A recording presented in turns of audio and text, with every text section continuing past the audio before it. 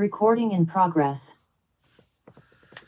Well, welcome to our today's class. I warmly welcome to class number 6 of this our online course, which we started on 31st of October.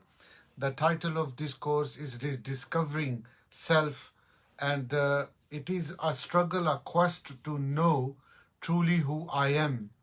And that online course I designed for my Zoom audience especially, and also the people who watch me on Facebook as well.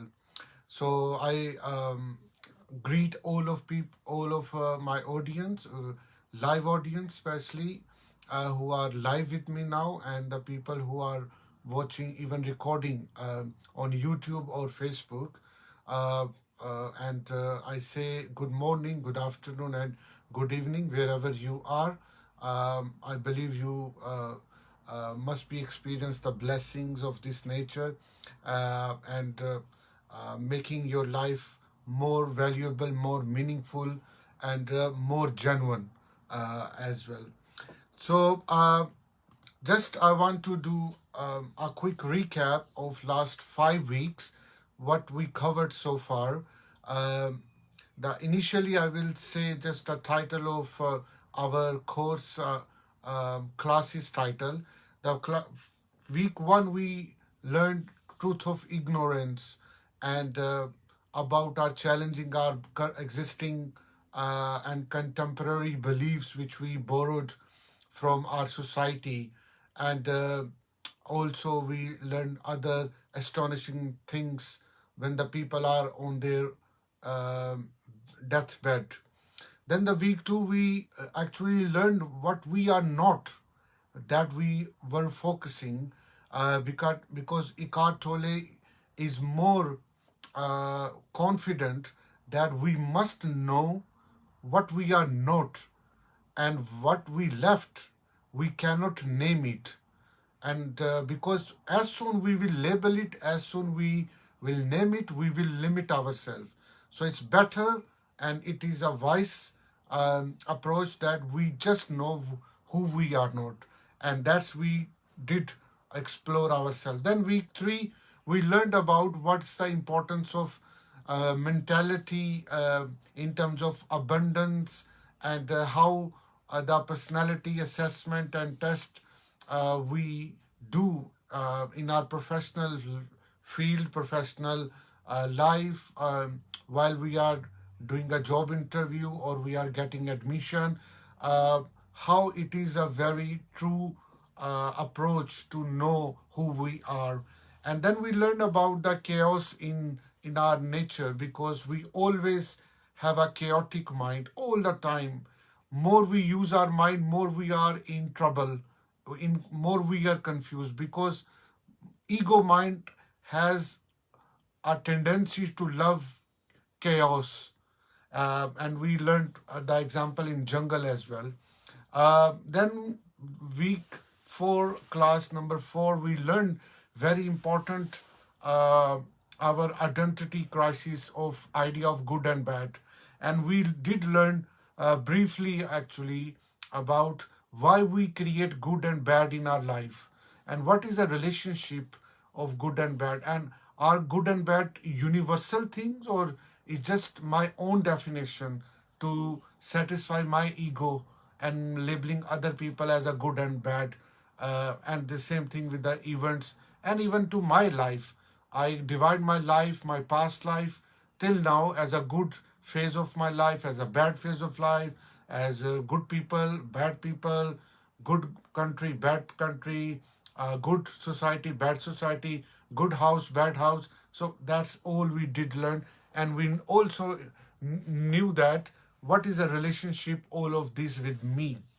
Then last week, actually, class number 5, which was very tense and long as well, we learned actually idea of time, and we did learn that the how the time controls us, and how the paradox of time actually um control our each moment of life, and we think that the time is a real thing in the world, in the universe, but we are all the time stuck with time, and that time is just a killer, and it's a damn killer. And till even we are on a deathbed, we think that the time has come when I'm going to die, and this time will never leave you until you die. And right moment when we born and right till we are at deathbed, time is all the time operating us. But we did learn that actually time is a hoax. The time is just nothing. Time does not exist actually. But paradox of the time means that time also does not exist, but at the same time, time is everywhere. We observe, we divide our whole life and whole world or cosmology, even entire universe with the time. So this is a paradox of time. But the enlightened people, the true leader like you, um, they know that what the limit of time we need to do, and that's why we allow only the clock time. We only can rely on clock time, like my appointments. I need to wake up in the morning, I need to go bed, I need to meet. So that clock time is okay, and that's very realistic for living in this world. But the psychological time which we actually don't realize, and we think that time is as it is, like I am, that thought need to eliminate. So we did learn elimination of time, that how we can eliminate the time. So if you want to learn this, if you missed those classes, I uploaded all classes on my YouTube channel, and you can go there and subscribe the YouTube channel.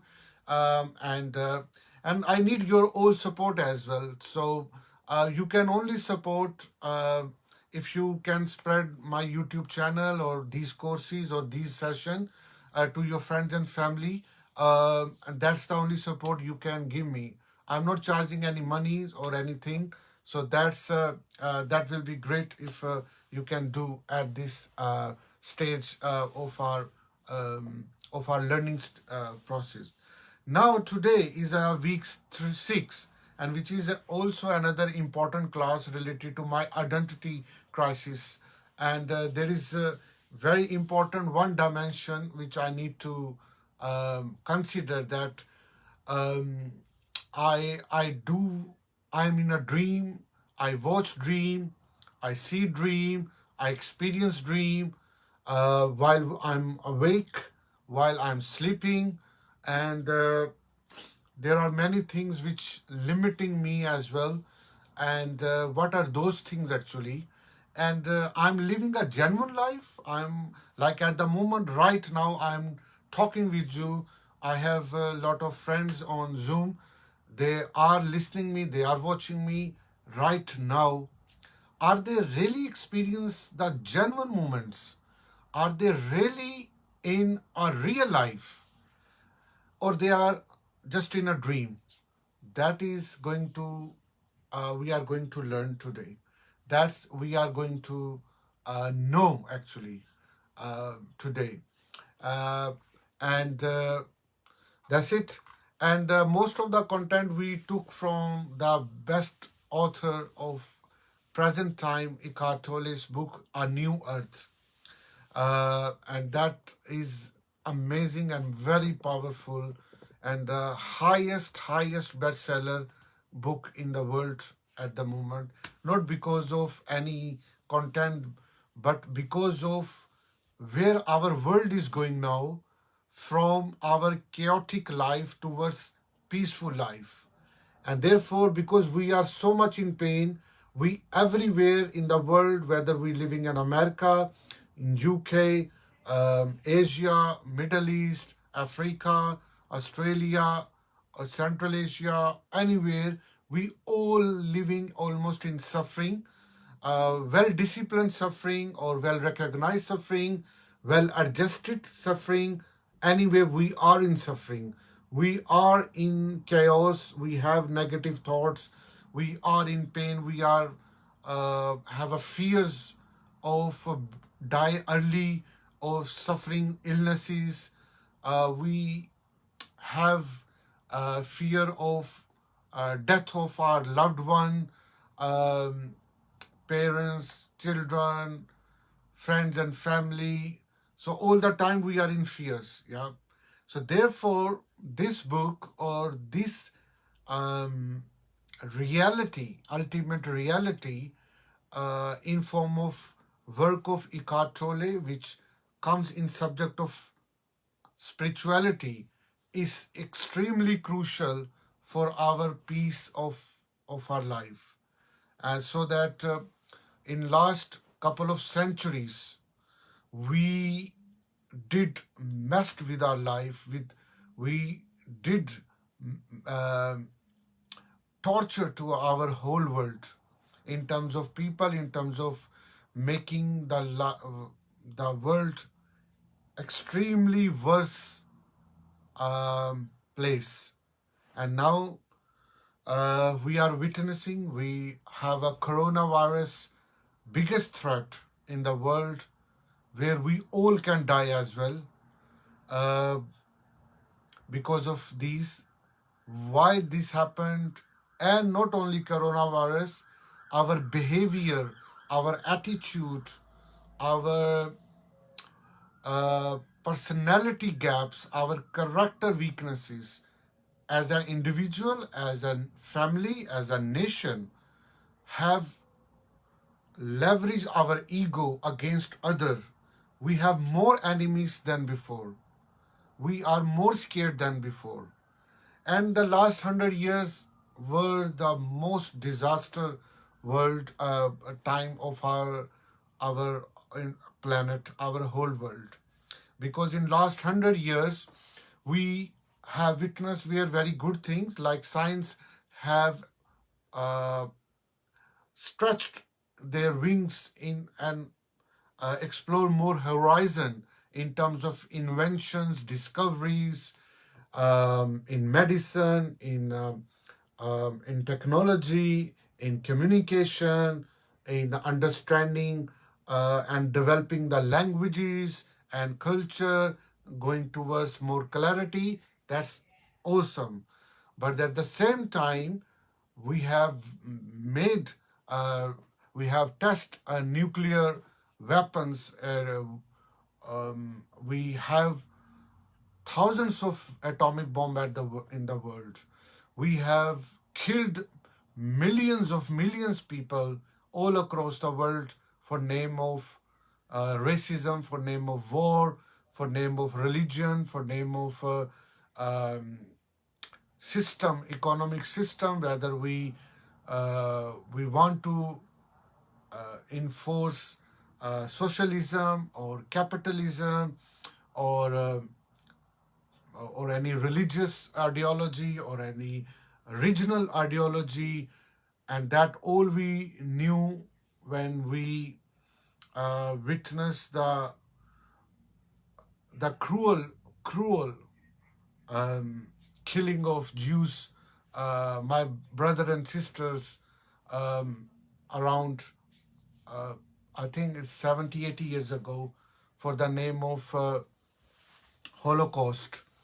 Uh, and if we see why this happened, and if we have even a very normal heart, we can't live without cry.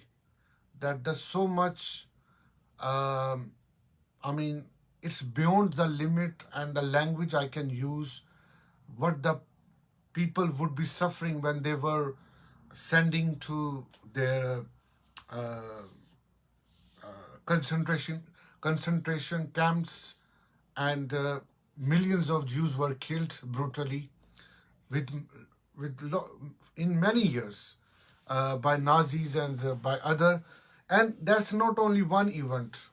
There were so many events when one country or one group, big group, political group, army group, they killed other people as well. And then they try to defend themselves, and they counter back and kill other so many. So and going on, and today we are extremely living in un, um, unprotected and insecure world, where we have a threat and we will go outside, some terrorist event can happen, something can happen, and therefore we are in great need of those content or those realities which we forgot, which our forefathers even they did not tell us,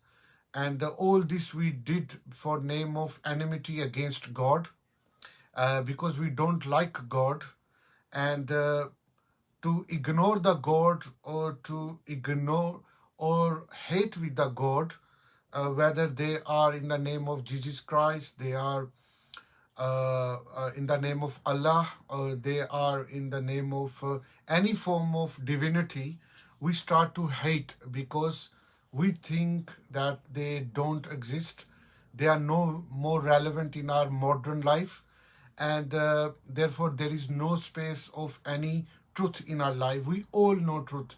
We are scientists, we are modern, we are enlightened, we know everything, we are discovering, we are doing this, and we are the best people on the planet now. And that deception has taken us to the more severe thing stage. And how we can do this, how we can come back, only we can come back when we need to deconstruct what did we construct actually. We construct the atheistic, we construct the anti-spiritual thing, we did construct materialistic philosophies and stuff, and we invited all chaos, uh, good and bad labels, superiority, racism, crimes, um, and so much things in life today. So, therefore, the spiritual knowing, awareness is as crucial as we did destruction for ourselves. So therefore, Eckhart Tolle's old teaching is to giving us awareness how we were away from the truth, and not only giving you awareness but also give you the path to come out from this, to come out from this selfish and egoic life, so that we can live a peaceful, uh, a paradise feeling on this planet Earth. And a lot of people are very successful. Um, I'm helping you to have this awareness. At the same time, I'm um, educating myself to learn and to research in those content, and you itself as a learner, my audience, I appreciate you. You already realize that how these things are important for us, and therefore you will also get positive uh, things and implement in your life, so that you can create an impact positively on your surrounding, so that it is like a uh, like the ripple in the tank. Once the positive drop of water um, drops in the ripple of the tank in the water, the it generates the waves to impact positively the surrounding. So we are living in the world, so more people are aware about these universal truth, what we are learning, what we are creating awareness. So they will create awareness through us, and we itself need these as well. Apart from other people get benefit of this. So this is the thing which we need to have a vision of these classes, of these content which we are learning. So uh, we have around I actually made around 10 pages, the quick bullet points of last 5 classes reading.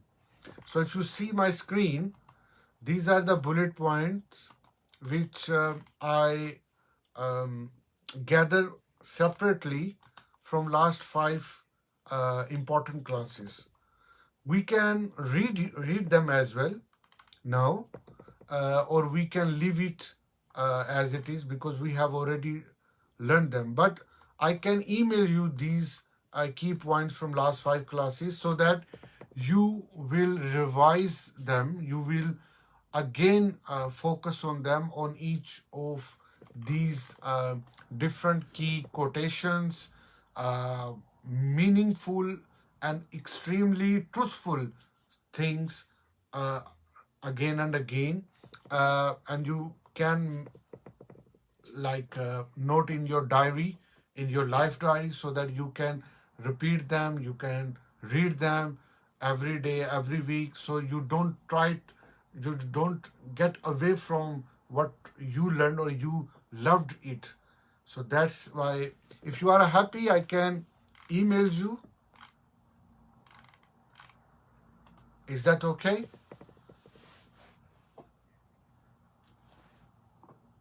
If you're talking to us, absolutely. Okay, excellent. Yeah. So, yeah, I will email you I would these. like. Yeah, I will email you all these key points. So let's start our today's class. Before our class today, um, I think I do have only 5, 6 pages to learn. Yeah, sure. I will send you the copy, Mike and Jenny and Cynthia and also Javeria and all people, other people who are in touch with us for these classes, offline as well. So let's start our today's class, and this class is titled about important concept. But before I elaborate, if you have any question, if you want to share your thought, um, if you have any concern, please do share with me, share with the audience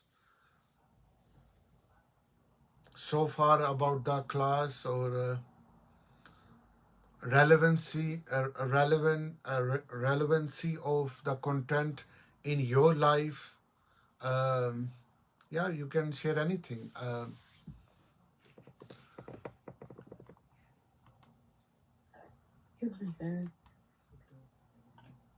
Yeah, Cynthia.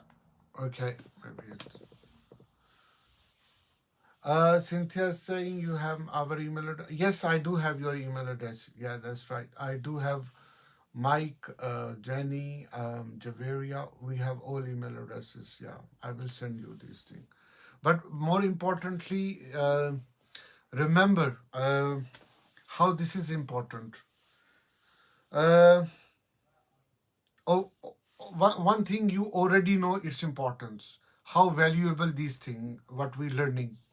But more important thing is we likely to away from these things after this class or after this course as well.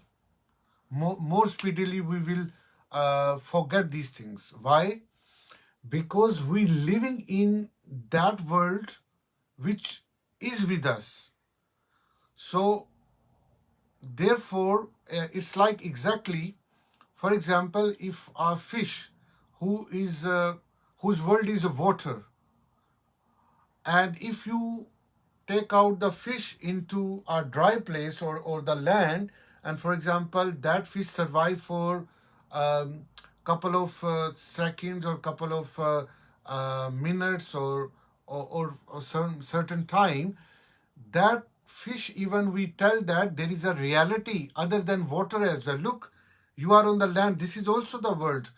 The creatures, they live on this non-aquatic places as well, like you are.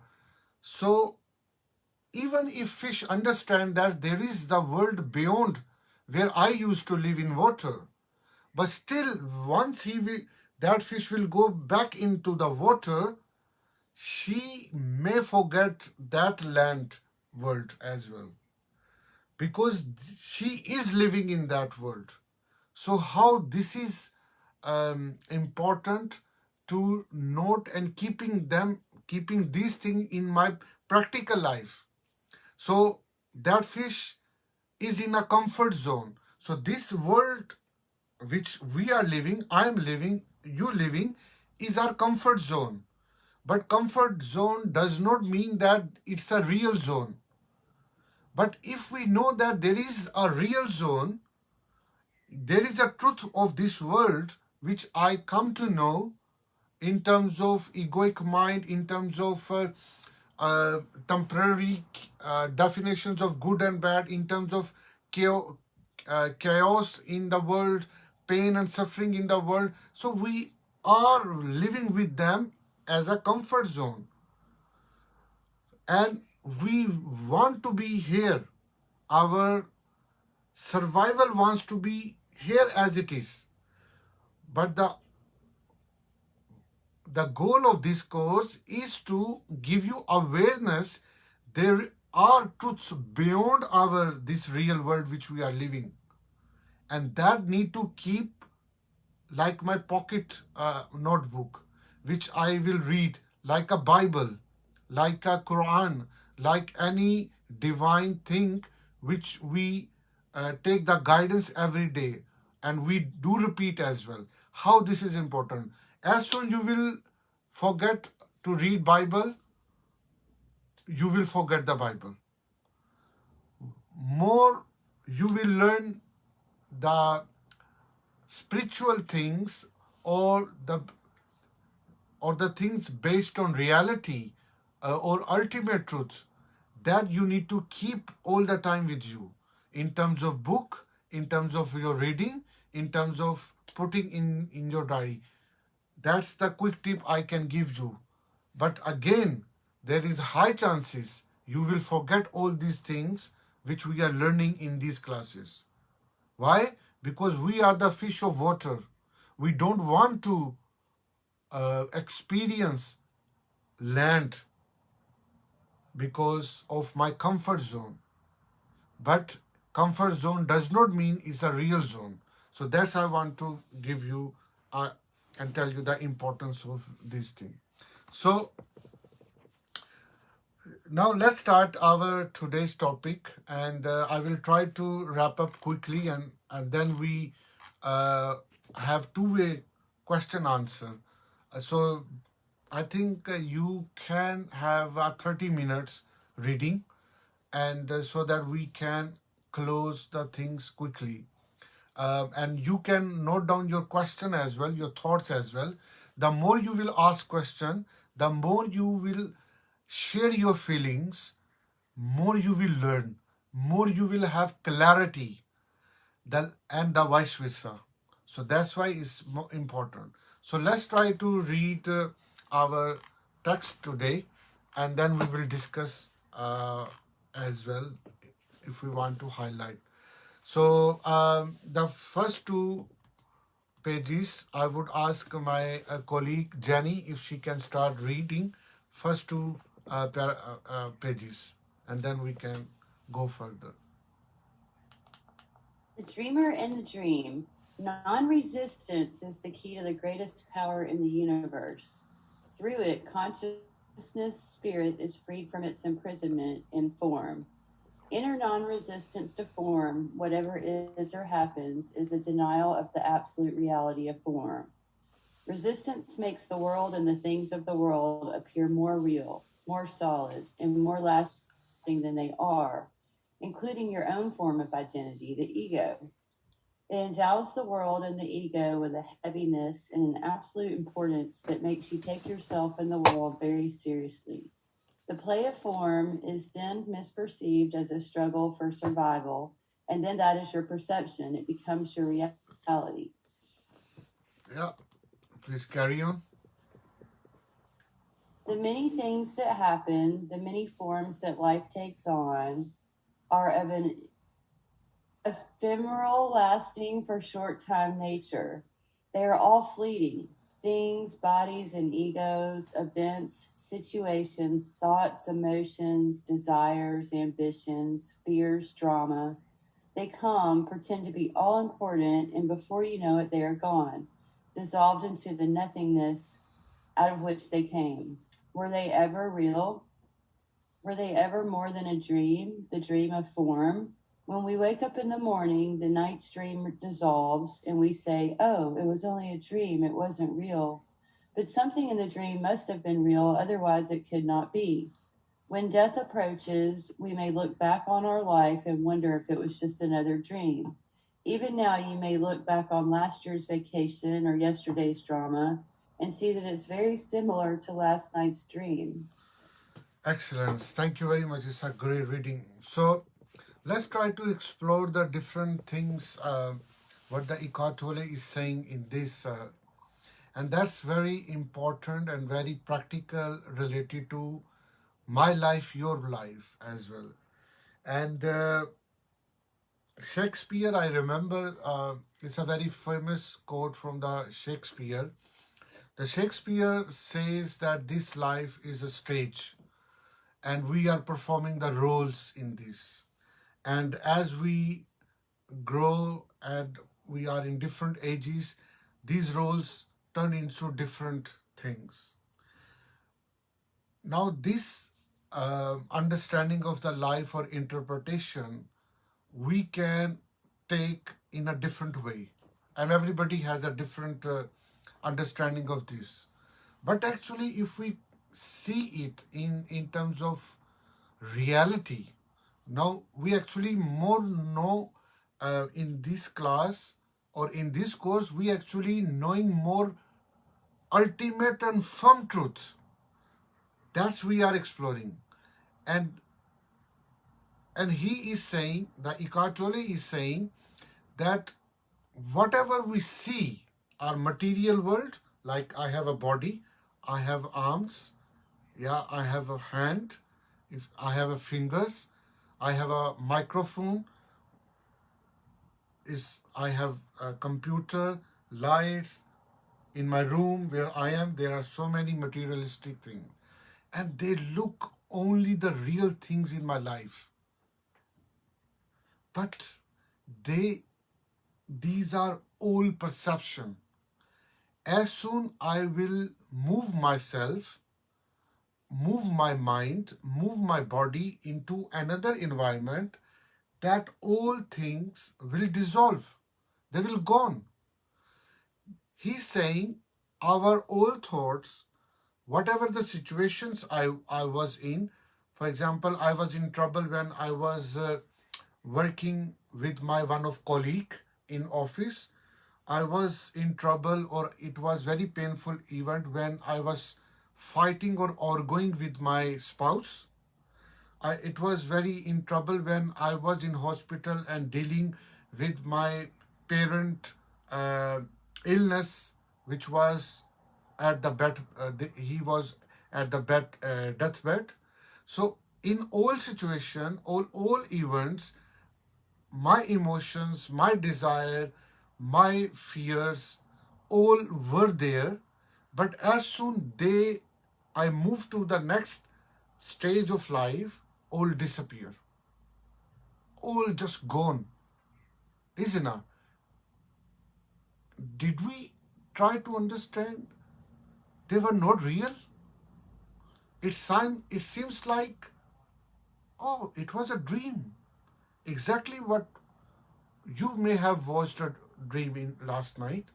And when you wake up, oh, thanks, it's a dream. Oh, thanks, I'm in a new day. It's a new day of my life. Oh, but it was a dream. But when we are in dream, we don't realize it's a dream. We actually think that it's a real life. But when we wake up in the morning, then we say, oh, we've had a dream. Let's try to focus on this. Exactly when I'm awakened right now, and when I'm living with my own material and mental and emotional intelligences, the whole thing take me to another dream, and that dream is look very real, exactly like the dream which I watch in the night. And once I will die or I will go into the next stage of my life, my current reality, my current things will also look like a dream in later stage of my life. Imagine your childhood. Imagine your uh, when you were baby or you were toddler or you were a junior in your school, and think about where those old moments gone. What comes in your mind?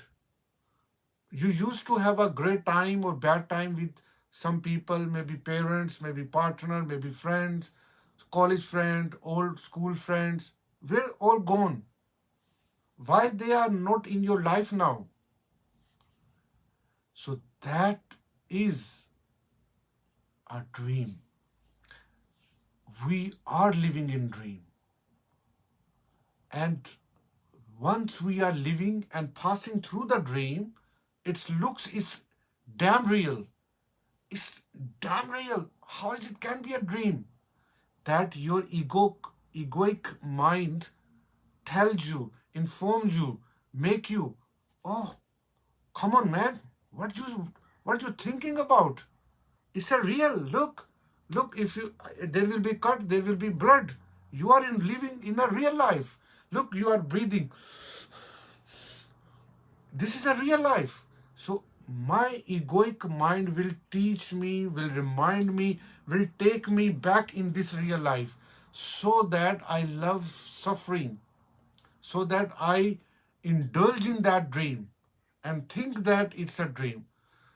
I know a lot of friends, the older people who used to be my um participant of the conversation when I was working with my local council work in library I think 8 years ago, when I used to ask them a lot of questions because they were very old, 90 years, 95 years old, and especially 98 years old, very brave old woman. When I learned about she's 98 years old and she does all things by herself, that made me very astonished, and it made me curious to know about her. And when I asked her the secret of her life, so she told me lot of things. One of thing, one of thing which she told me as a eye opening, and she said she can see her uh, the school life like it just passed yesterday. I said, what?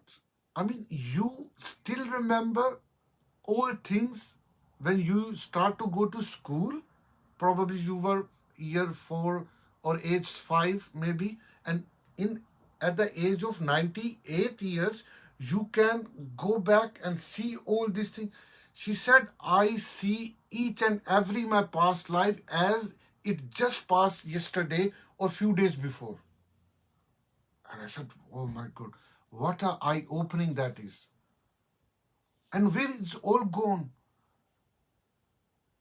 All events of your life related to your goals making, your ambition, your money making, uh, ideas, your job, your company, expansion plan, your children even. Let's talk about children.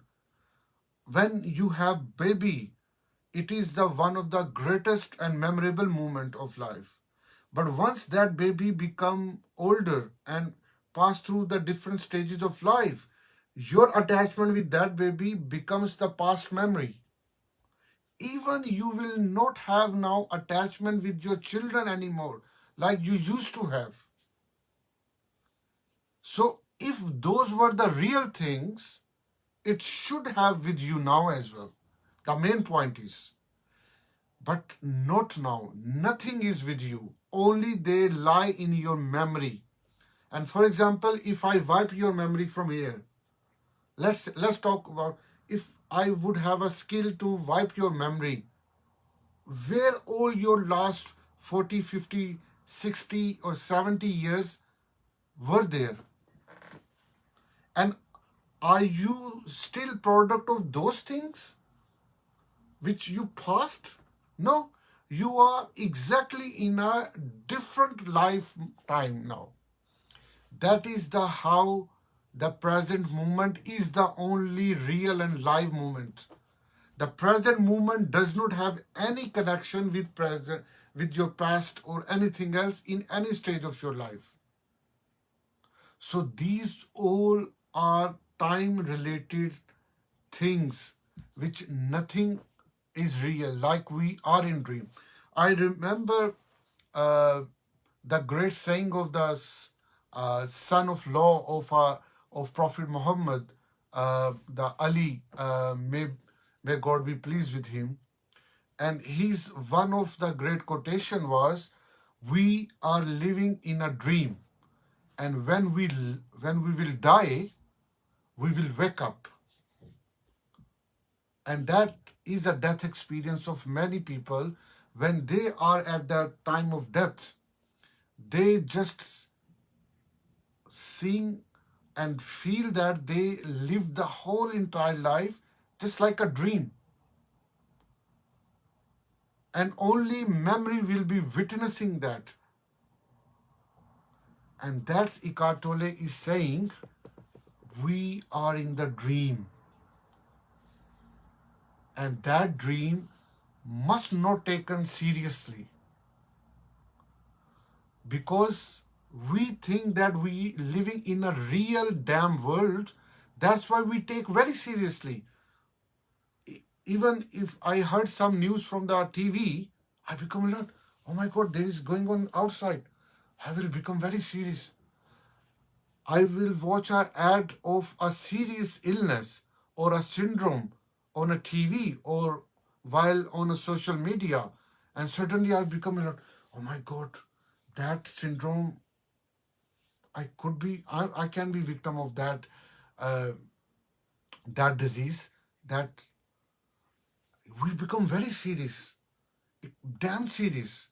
And we think that we are going to be in uh, that visual thing that we just learned.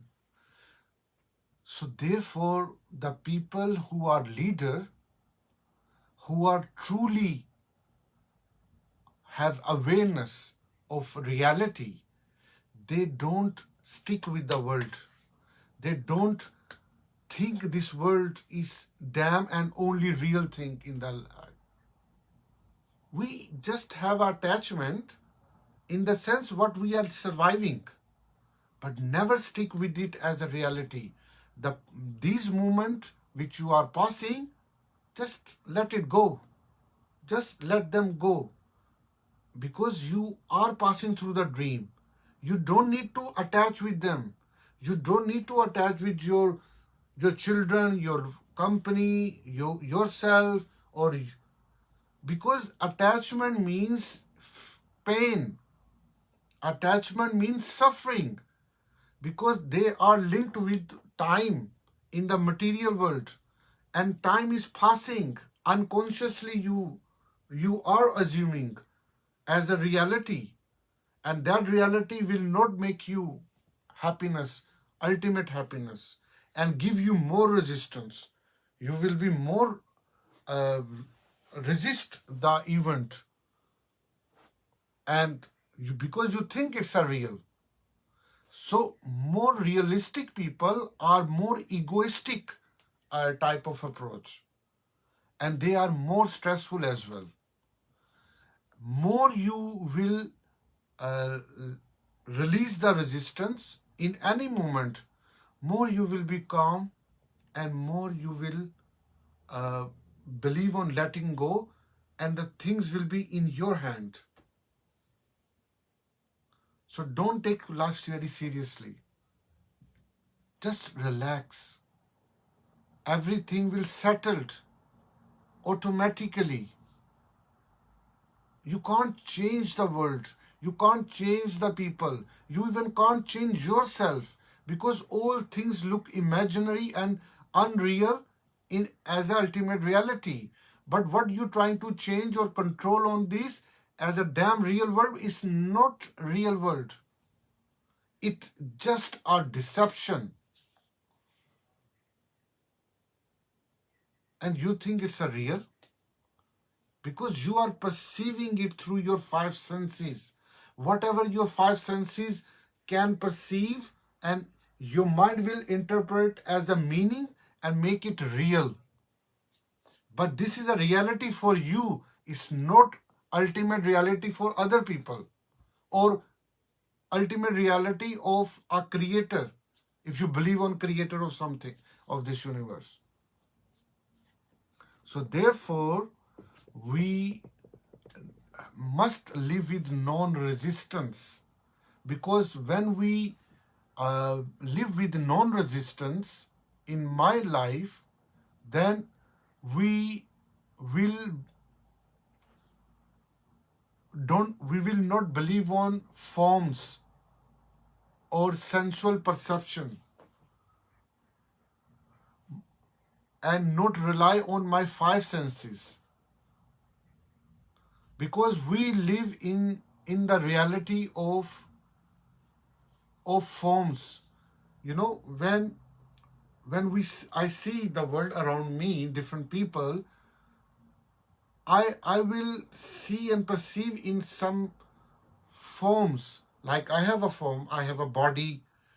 If you see the background, there are bookshelves, and even in your place where you are watching me, or you are listening, you are in that thing, and you are perceiving as a reality in some sort of form, in some geometrical form, human form, living form, non-living form, growing, static, like a solid, liquid, gas. So you are perceiving the whole world in forms, and that all forms are perceptions. And in other way, these are not real. So don't stick with them. These are the just dream. Now the question is, then how do these things come from? How I can know that these are all, we are living in a dream?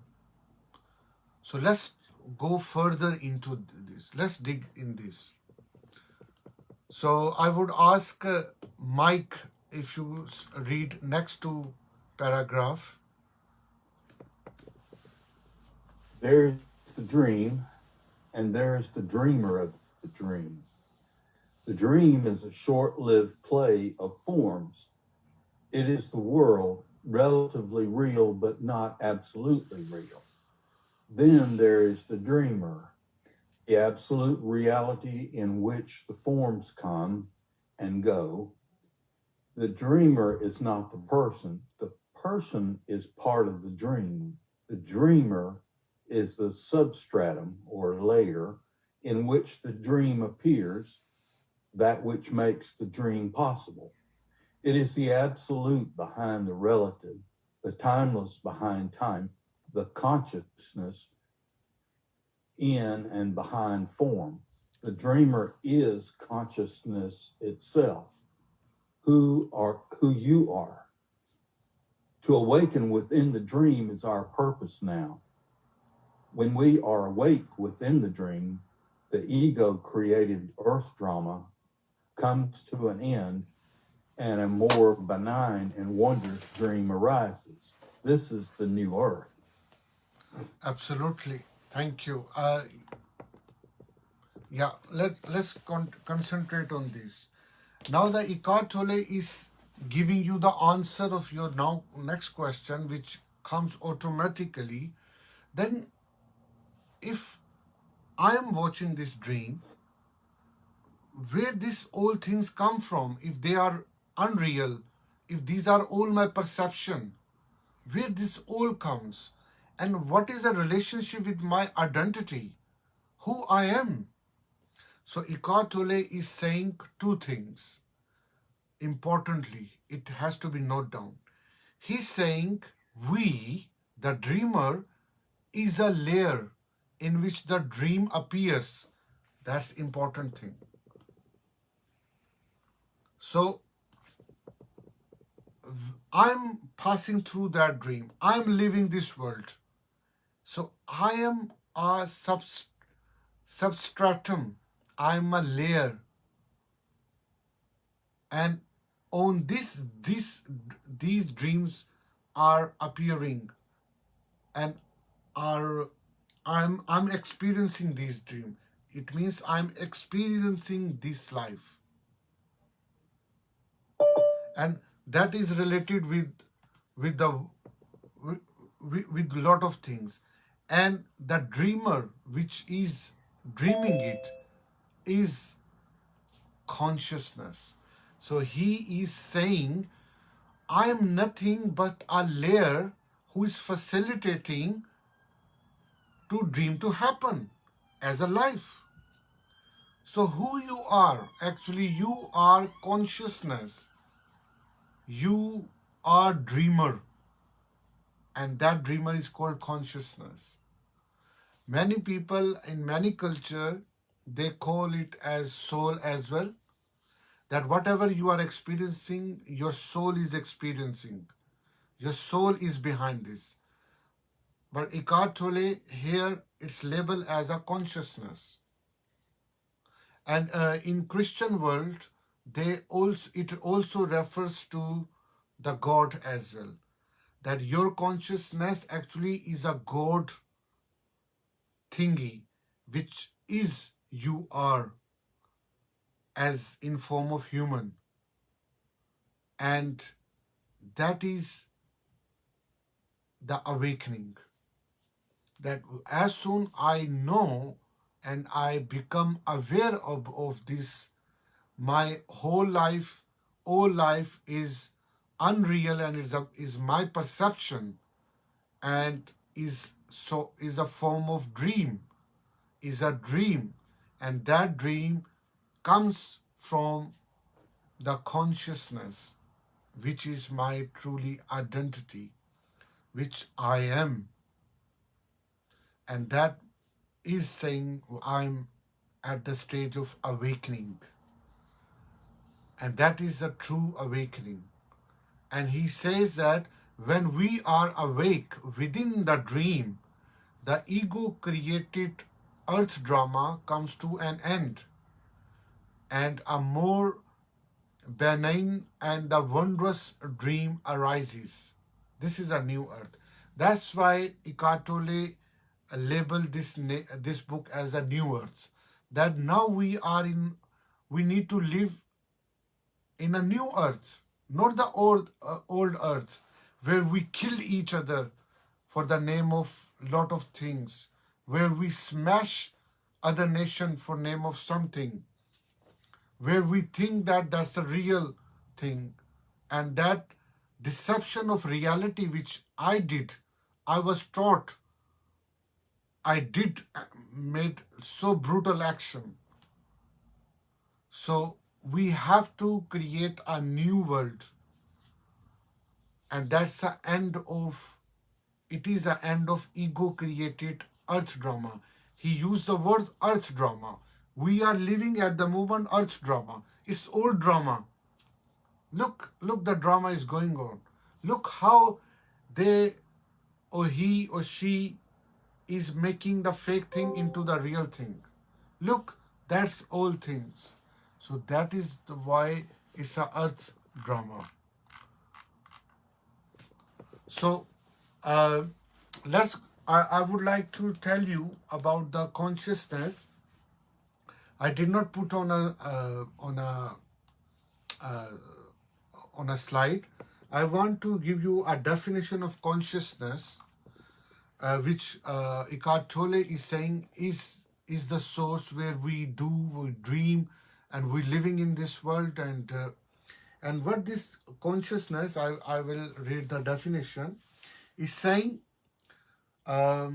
What is consciousness? Consciousness is our awareness of external stimuli in form of such as our surroundings and internal events such as our thoughts, feelings, emotions.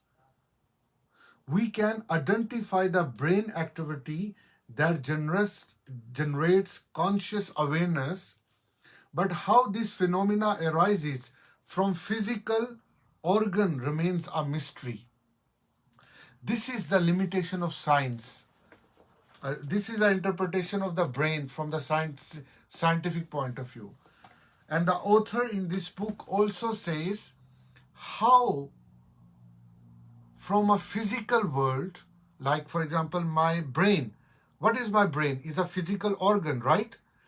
How this physical organ can create and generate all my life phenomena as a reality. I mean, for example, have you seen a videotape?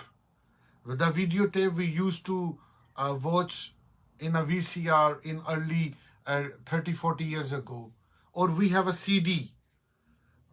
In a CD, the whole movie is there. And when we insert that CD or DVD into a DVD player, then it starts to show us the whole video in that video CD, which is just a physical object.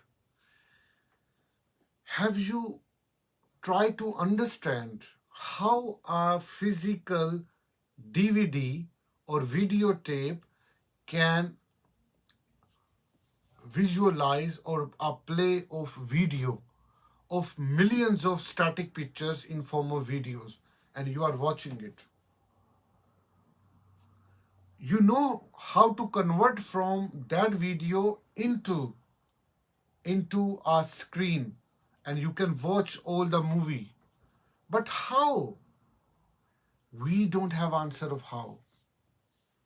It is still a mystery. Scientists or neuroscientists, they are disabled in this understanding. But only the spiritual people or the real people or gurus or people who have non-materialistic approach to understand this world, they know this. That is unconsciousness which is beyond our mind. And that we are. Our ultimate reality is. This body, these words, these eyes, these ears, this brain or mind or my environment, all are perception. I'm experiencing as a life which is a dream. And when I die, I actually break this dream. And I'm still alive. When, for example, if somebody shot me, or if somebody kill me, or if somebody give me poison, I will die. But this death is still in a dream. And as soon I will lose these old perceptions, which I'm living with from last 70, 80 years, I will still a being, because I'm still a consciousness, because consciousness or being never dies. And that's why man is mortal. The true man is immortal. We never die. But we don't believe on this. Therefore, we are very scared of death. Oh my God, I will die. Oh, I will be ill. You know, that's how we pretend. And death is the biggest suffering or scaredness or the fear of our world, because of we are too indulging too much damn reality, which is not reality. And death is end of this old world. That's why we are scared of death. That's why nobody wants to die. But have you seen people who actually dies with smile, with happily they die, with a great cause? Yes, there are so many people. So many people. In ordinary form as well, in ordinary, but we don't notice them. And even on a specially which we notice that, like Jesus Christ, he died with the biggest cause. He never afraid of death. He was never. That's why we are lover of him. And he has billions followers because of his courageousness, his denial of this life, his spiritual message that this is a fake world which we are living as a real, and we consider as the real world and the only world. And therefore, we are very, very unspiritual, materialistic, and hence live forever in suffering. And these were the voice of all many prophets who came on this planet who were descending from the God in different cultures. They were like these peoples as well. Siddhartha Gautam Buddha, we call him. He was also a spiritual person who knew this reality. In current world, there are so many peoples in every mainstream religion who know or who knew this fact about our own existence, truth, ultimate truth of this ourselves. They are in Christian, they are in Jews, they are in Muslims, they are in Hindus. These people are also in Buddhist, or even if they don't belong to any religion, these people are still exist in this world.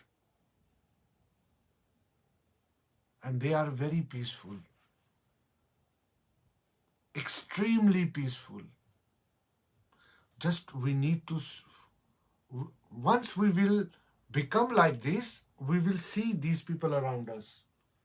Why we don't see these people around us? Because of curtain behind, in front of our eyes. We can't see them because we think this world is a real world. Therefore, these spiritual people you can't find, you can't see them. You have to create this awareness in order to see or recognize them.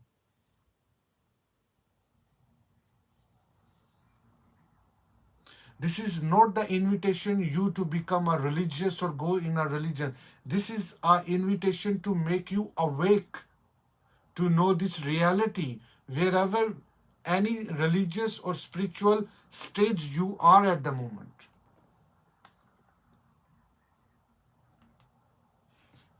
And that time is the only time when you can do something beyond your limitation. As far as you are in this world and you will associate this fake world with you, you will always be limited. If you want to grow yourself, you have to live with this awareness.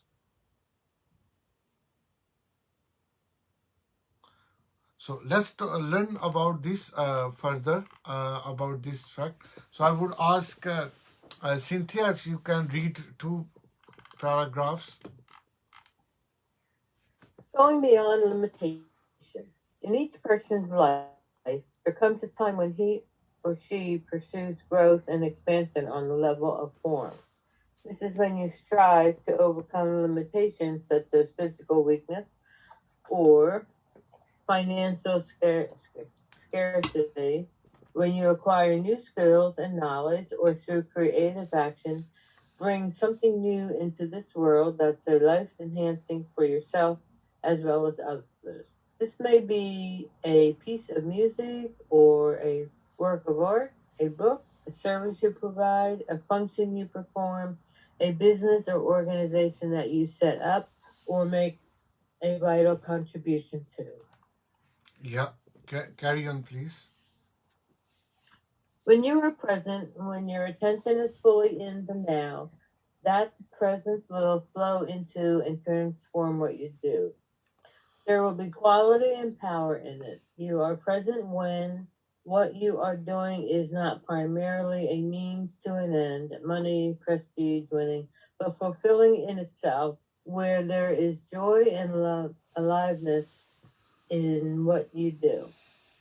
And of course, you cannot be present unless you become friendly with the present moment.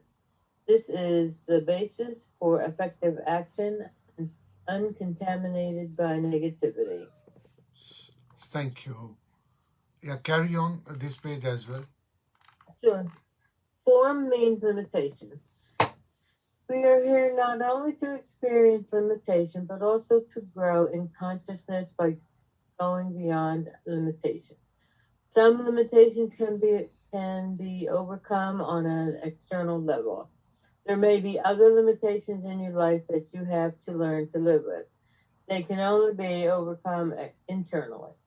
Anyone will encounter them sooner or later, or everyone will encounter them sooner or later. Those limitations either keep you trapped in egoic reaction, which means intense unhappiness, or you rise above them internally by uncompromising surrender to what is. This is what they are here to teach. The surrendered state of consciousness opens up the vertical dimension in your life, the dimension of depth.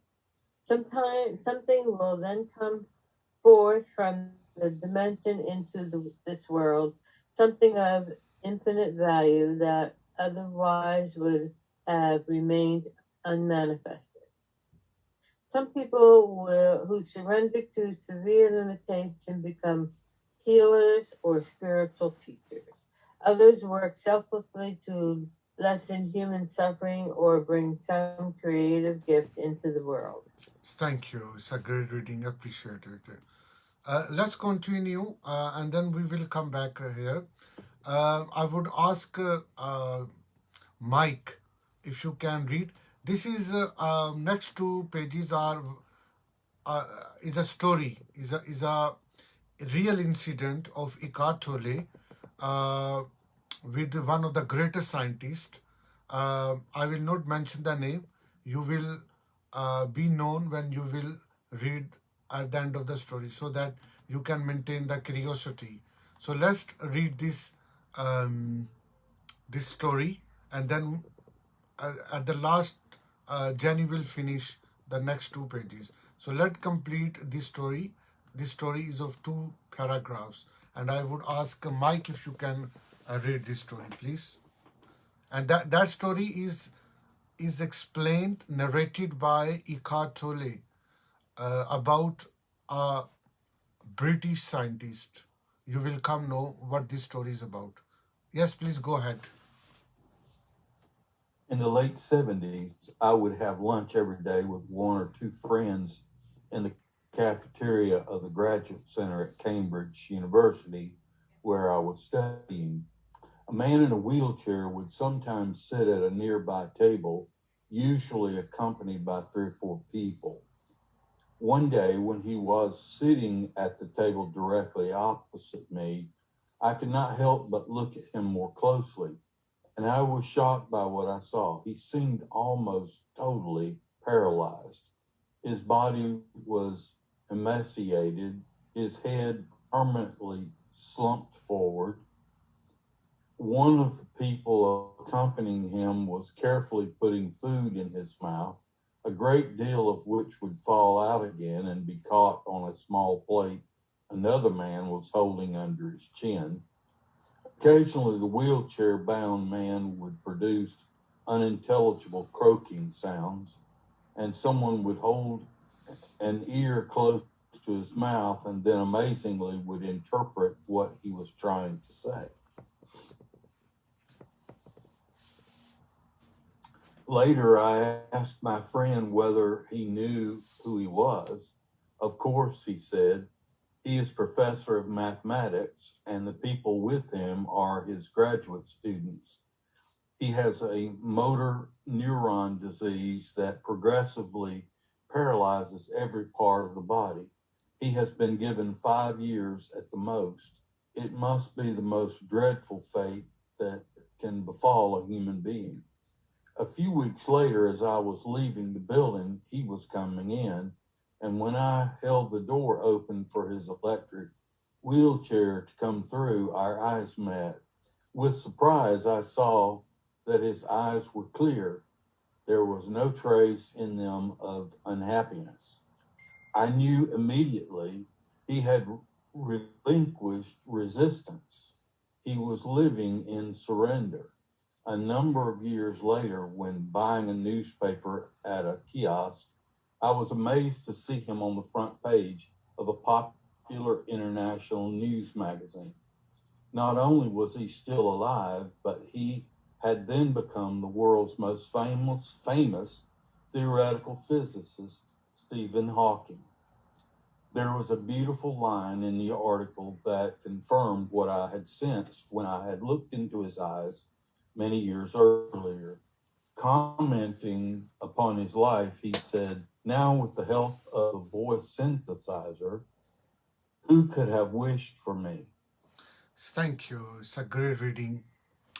It's a great story. We will come into this story as well. Let's finish our reading for today, and then we will pick some of the chunks from today's reading. So I would ask Jenny if she can read and finish our reading for today. The joy of being. Unhappiness or negativity is a disease on our planet. What pollution is on the outer level is negativity on the inner. It is everywhere, not just in places where people don't have enough, but even more so where they have more than enough. Is that surprising? No. The affluent, wealthy world is even more deeply identified with form, more lost in content, more trapped in ego. People believe themselves to be dependent on what happens for their happiness. That is to say, dependent on form. They don't realize that what happens is the most unstable thing in the universe. It changes constantly. They look upon the present moment as either marred by something that has happened and shouldn't have, or as deficient because of something that has not happened but should have. And so they miss the deeper perfection that is inherent in life itself, a perfection that is always already there, already here, that lies beyond what is happening or not happening, beyond form.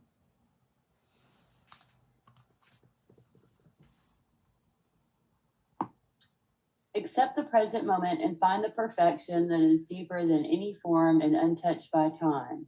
The joy of being, which is the only true happiness, cannot come to you through any form, possession, achievement, person, or event, through anything that happens. That joy cannot come to you ever.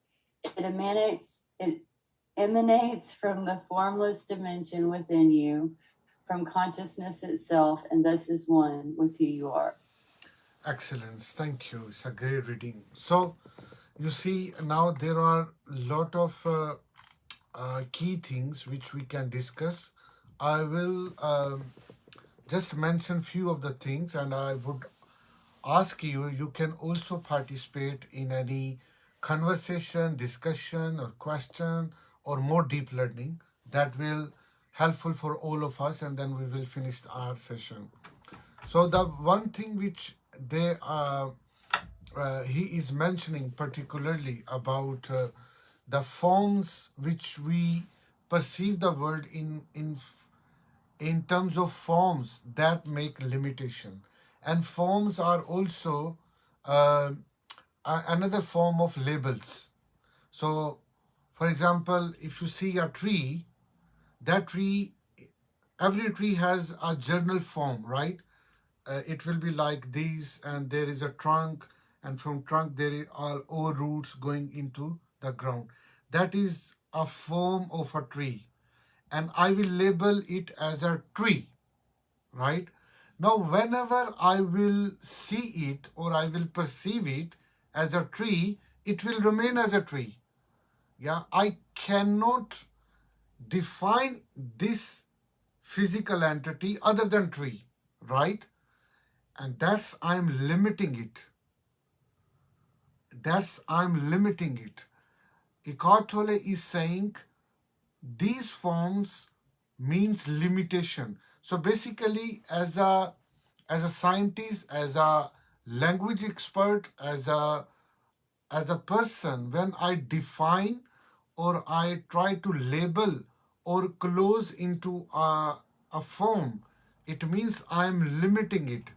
Therefore, when you are trying to make your form, for example, how good body you have, how intelligent you are, how well managed you are actually limiting yourself, and you have a form as well.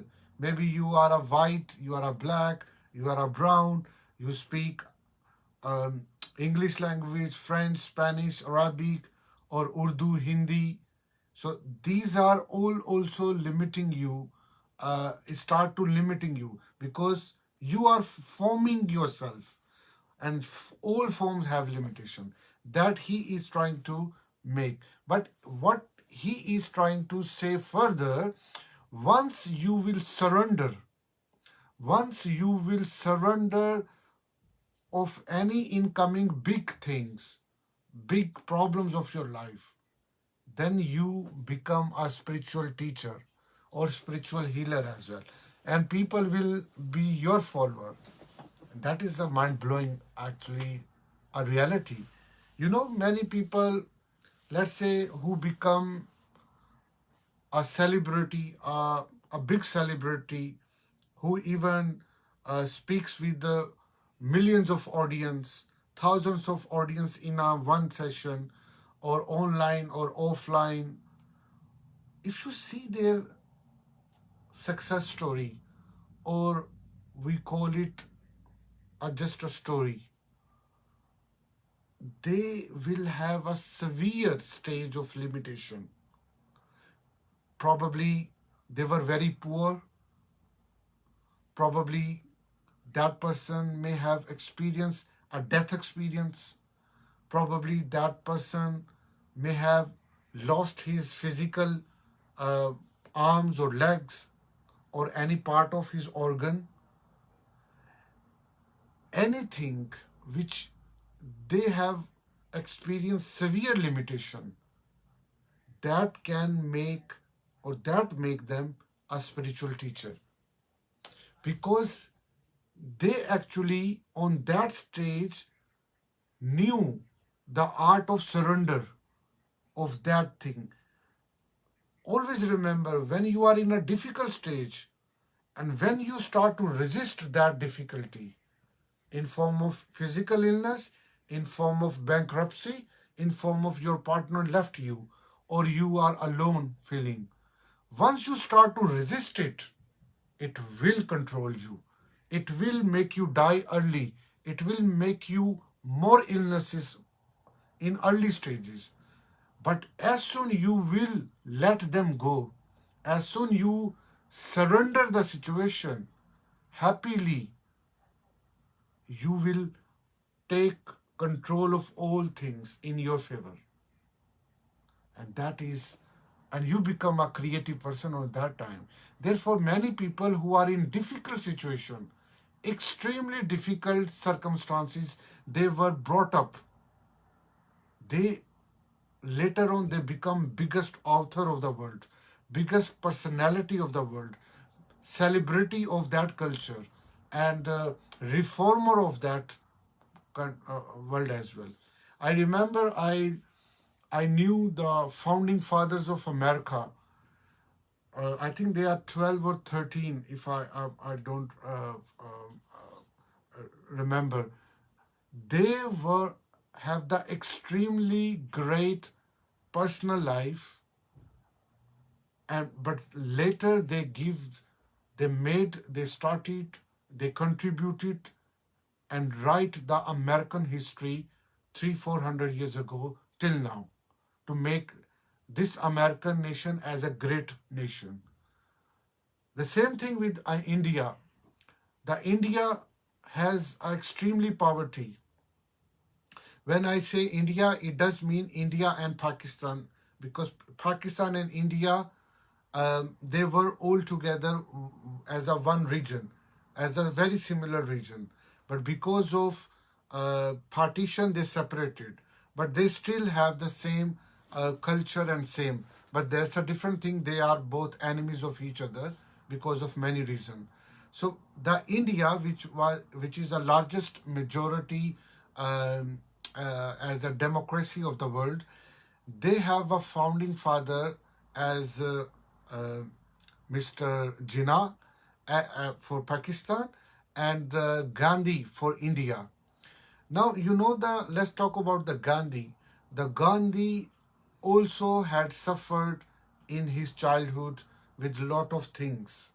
And later he became the founder for the rest of the India, as in terms of spiritual leader, in terms of a great politician, in terms of what is called the authors of lot of Hindus teaching, which is related to non-violence related teaching. He was founder of that. And still now, if we go to India, almost every office, every house has his photo on the background. The same thing with lot of cultures and formation of countries. Their big personalities, celebrities, and national people have a very miserable background, very pathetic stories behind. But later they contributed a lot. We can name them, and if we Google them, we can find hundreds and thousands of these people as well. Even in the Islamic history, we had so much great personalities who led the world uh, in a different direction, and they were the game changer of that time. Uh, for example, we had a lot of Muslim philosophers who led the foundation of Europe uh, in lot of different dimensions in intellectual world. There were scientists in Roman Catholic uh, history after Greek philosophers who led the different things to the new world, a new horizon. We have a lot of Hindus, scientists, mathematicians, from thousands of years. They contributed in many intellectual areas of education and development and science and philosophy and spirituality as well. So we so all cultures and all uh, regions of the world have great and beauty of those people. But when we look into the biography or autobiographies of these people, they they have very pathetic background, because but they mostly people indirectly or directly knew the art of surrender, rather than become a resistant person against the problem. They became non-resistant, and they control their surrounding and start to live a purpose of life with great uh, and big, and see the life as a bigger picture, not a very limited thing. That's why they conquered the nation as well. Exactly like this person, Dr. Stephen Hawking, which died recently in London. He was one of the greatest contemporary scientists. And this is a beautiful story of Eckhart Tolle, that when he saw that Stephen Hawking, first time, he didn't knew that he is a Stephen Hawking, a famous theoretical physicist. But what he see, what did he see on that time? He said, I saw that his eyes were clear. There were no trace in them of unhappiness. And I knew immediately he had relinquished resistance. He was living in surrender. Did you see what the conclusion he did? But he never knew that he was a Stephen Hawking. But because of the vision of Eckhart Tolle, he observed that thing, that he was living a very miserable life. Even the Stephen Hawking can't take a one bite and cannot chew even. But all were done by his student or maybe nearest family members. He was so physically ill, but he led the foundation of modern lot of new things in physics. He said how the what is Eckhart Tolle is saying, he saw the clear eyes without any unhappiness, because he relinquished the resistance. He was non-resistant. He was not fighting with the disease. He just surrendered whatever is happening with him. Therefore, he lived next 30 to 35 years. You know, when he was diagnosed this syndrome, the Stephen Hawking, the doctor gave him only few years to live. Not even few years, I think few months.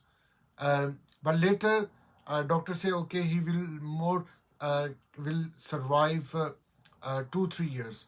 But he stretched that period of death from 5 years till next 30-40 years. And he died just recently, I think few years ago, 1-2 years ago. And that the doctor gave him sentence of being died, I think in 1960s. Yeah, he lived with this disease, with this physical illness, with 30, 40 or 50 years because of his consciousness. Although he was not a believer, he was not a Christian, he was not a Jew, he was not a Muslim, he was not Hindu, but he knew the ultimate reality of the life and art of surrendering with non-resistance, without any ego. So, which he discovered the consciousness during that stage. That is a beautiful story. And that's the whole thing which we learned today. And one last thing about this unhappiness and negativity is spread all over the planet, not with only poor nation or the people with huge poverty. But he is saying, is that not surprising that the wealthy people, the rich nation, and those people are also with the trap of ego because of these forms, because of these perception and deception of living in the real world, because they do not know how to enjoy the being. That is a similar which we learned, I think, few months ago from the book Letting Go. the map of consciousness. You remember, Jenny or Cynthia? We had a detailed learning of map of consciousness where the lowest emotion is something, I think, a blame and fire, and then hate, and then from there we go until the highest level is enlightened, and the joy is between top 3 or top 4 level, which David Hawkins made the and I have a book as well, the consciousness, the stages of consciousness where you are. So here so what Eckhart Tolle is saying, that we as a person on living on this planet, whether we are a poor or a wealthy person or rich, belongs to rich nation, we are trapped with this reality, fake reality of this real materialistic world in ego. And because we producing forms and we are labeling them, and therefore we cannot have a joy of being. Joy of being is beyond from this thing, and that joy is comes when we have formless dimension within you. When we discover or we feel without emotion that there is no formless form of happiness or joyness, that is we are. He finished this paragraph that what you are a joy of being, but that joy of being does not have any form, because if there is a form, then there is no joy, or a very temporary or fake joy, and you only can feel that joy from consciousness, which you are. You are not Marathi, you are not John, you are not Tommy, you are not Ram, you are not Ali, you are not belongs to any nation or any. You are consciousness which does not have any form, and you are a being. So that's it. That's all our today's class, and we did learn about dream and who is a dreamer and what is me, my rank in this reality, where I stand and who I am. So Eckhart Tolle is particularly saying the dreamer is consciousness itself, who you are. And Eckhart Tolle is further saying that joy cannot come to you ever. It emanates from the formless dimension within you, from consciousness itself, and thus is one with who you are. So there are spiritual dimensions, known worldly dimensions. We are getting know about ourselves, who we are. And that's the whole course is about. What do you think? What, you have any question? So next week. Not a question, but a statement, because people do not want to surrender to a certain situation. There are so many unhappy people. Absolutely. It's one of the greatest thing you said just. Absolutely. Because I'm going to say too that I think my favorite, probably that hit me the most in this class today, was non-resistance is the key to the greatest power in the universe. That is so amazing because Yeah, we resist, we resist, we resist. Like, oh, I have to do this. I only have 30 minutes to go to lunch. I can't do blah, blah, blah. And, we can create a non resistance and work within the realms of the reality, as opposed to the dream. absolutely. This is the mind blowing uh, learning you just explaining. I tell you a example, a very quick example. Uh, in my life, there are many good and bad things happen, and with like everyone. And before when there were any bad things start to happen, obviously because of my egoic mind, I start to become stubborn, and I start to take stand, and I start to fight. I start to argument with customer, with house, with friend, on intellectual debate, and I do no. I'm something, and that made always me very uncomfortable.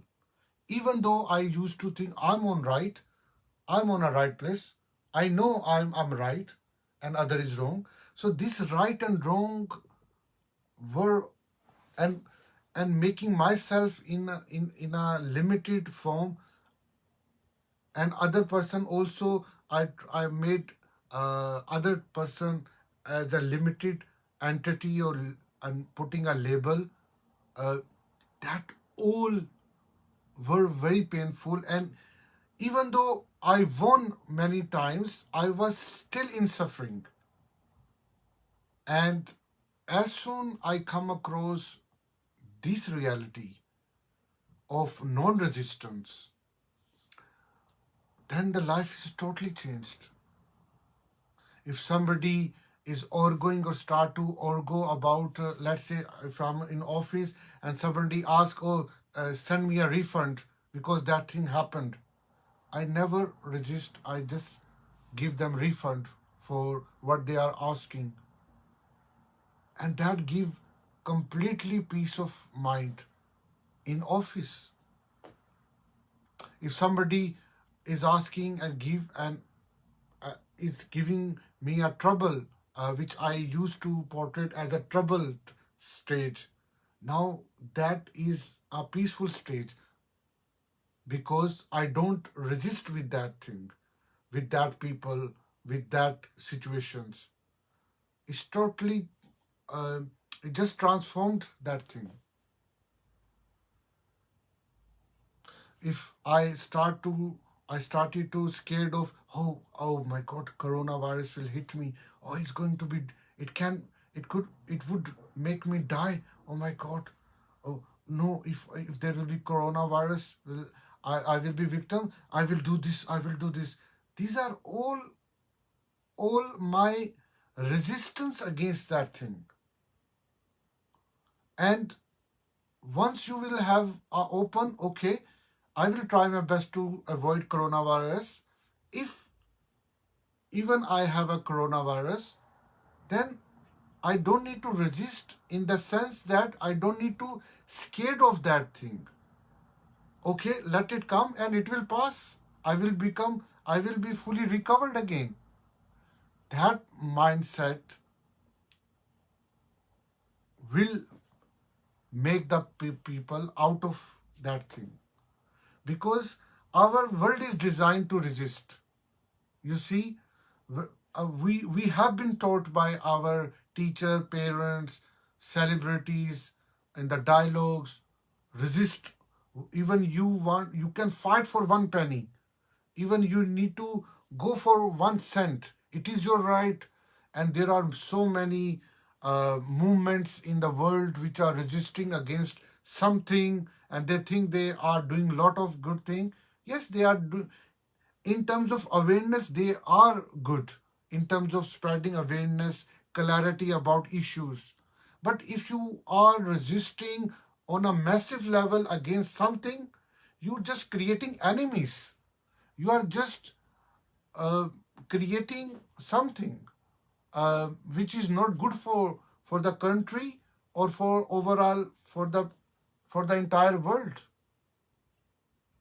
So that's why how we have messed this planet, because on individual level we never practiced and knew the art of surrender.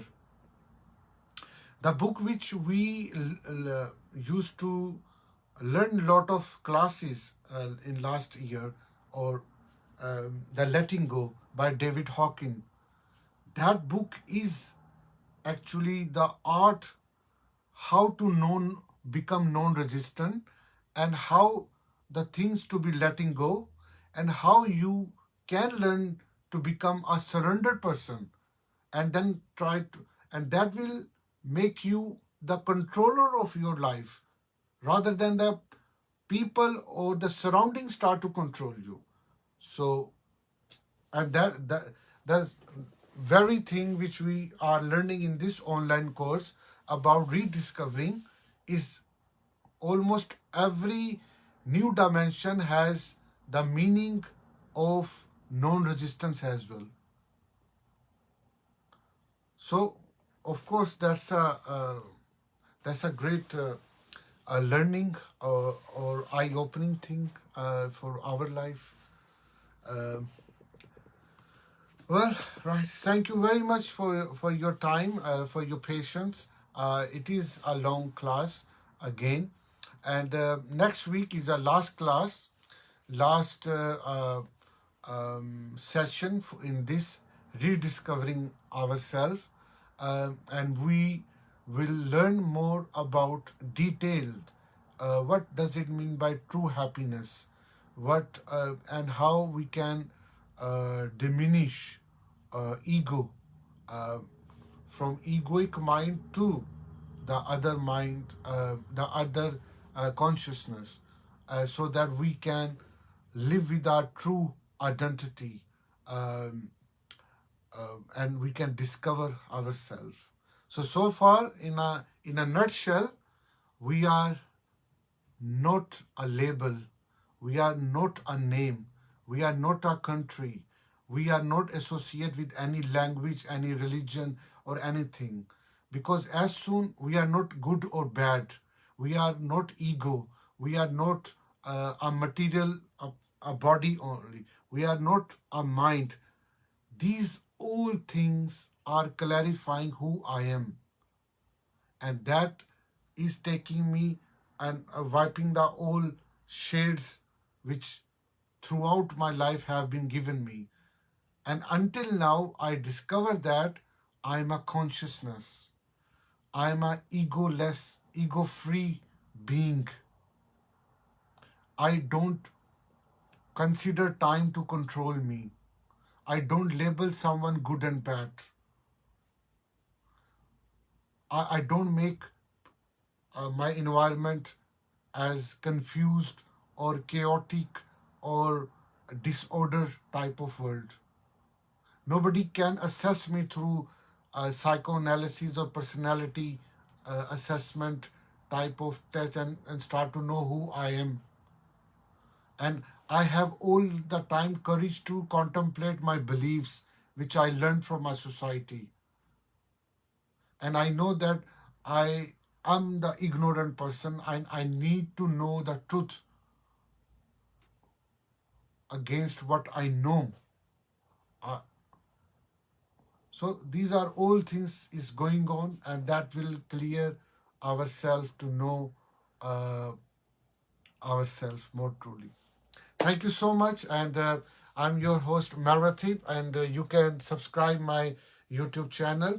I have uploaded all previous classes video on my YouTube channel as a separate playlist. Um, I can put the playlist link as well if you have missed any of the class. Thank you so much, and I will see you next Sunday in the last class of this course. Thank you. See you next Sunday. Have a great week, Bye. everybody. Be safe. Yeah, everybody have a good week. Thank you, Meredith. Thank you. Thanks, Meredith. Everyone have a good week. Bye-bye. Bye-bye.